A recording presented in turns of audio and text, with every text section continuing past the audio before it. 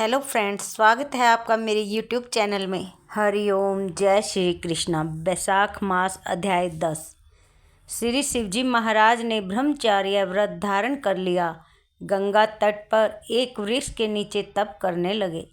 दक्ष की पुत्री पतिव्रता स्त्री ने राजा हिमालय के घर में मेनका के गर्भ से पार्वती के रूप में जन्म लिया तथा वहीं पर उनका पालन पोषण होने लगा।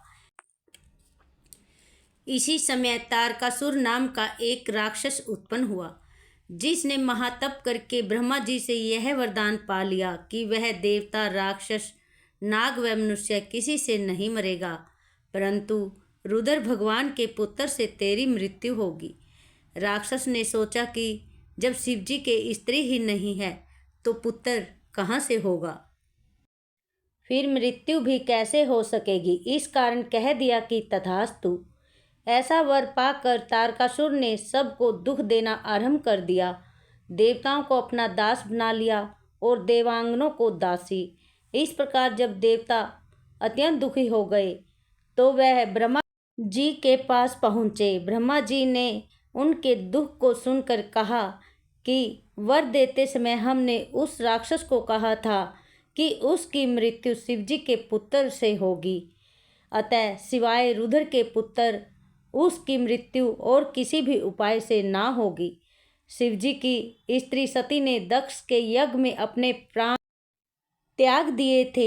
अब उसने पार्वती के रूप में हिमालय के घर जन्म लिया है, परंतु रुद्र भगवान हिमालय के शिखर पर घोर तप कर रहे हैं।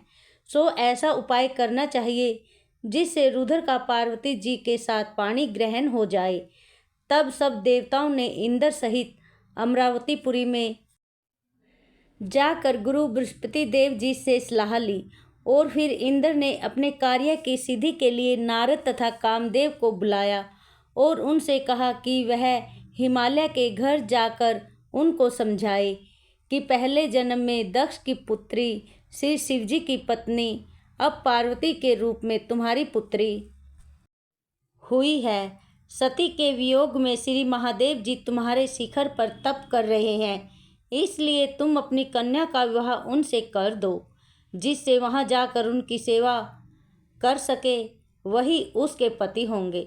इंद्र की आज्ञा पाकर नारद जी को जैसा समझाया था वैसा ही करने के लिए चले गए और फिर इंद्र ने कामदेव को बुलाया कि सब देवताओं के हित के लिए तुम बसंत ऋतु के सहित तपोवन में जहाँ रुद्र तपस्या कर रहे हैं वहाँ पर जाओ और बसंत का विस्तार करो, और जब पार्वती जी वहाँ पहुँच जाएं तब धनुष चढ़ाकर ऐसा बाण मारो कि शिवजी मोहित हो जाएं।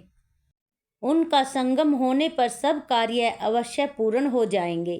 कामदेव ने ऐसी आज्ञा पाकर अपनी रति को साथ लेकर तपोवन में बसंत ऋतु का प्रचार किया।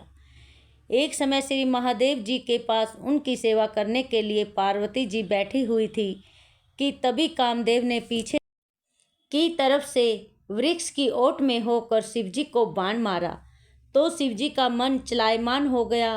कामदेव दूसरा बाण चलाने वाले थे कि शिवजी को यह विचार उत्पन्न हुआ कि उनके मन का चंचल होने का क्या कारण है, और जब उन्होंने चारों तरफ देखा तो कामदेव दिखाई दिया।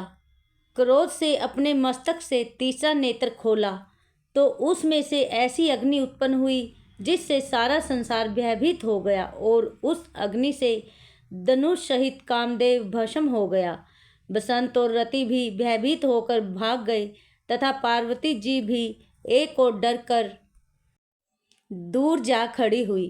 तब स्त्री की निकटता दूर करने के लिए महादेव जी भी अंतर्ध्यान हो गए।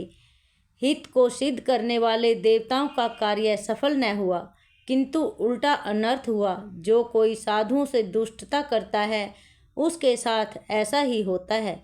इसी प्रकार वह इक्ष्वाकु वंश का राजा भी साधुओं को अप्रिय था, क्योंकि वह भली भांति साधुओं की सेवा नहीं किया करता था। इसलिए उसने महान दुख भोगे और बुरी से बुरी योनि में जन्म लिया एवं 7 जन्म तक कुत्ते की योनि में रहा। इसी प्रकार कामदेव ने शिवजी का अप्रिय करने से बहुत दुख उठाया। इति श्री वैशाख महात्म 10वां अध्याय। हरिओम। श्री कृष्ण गोविंद हरे मुरारी, हे नाथ ना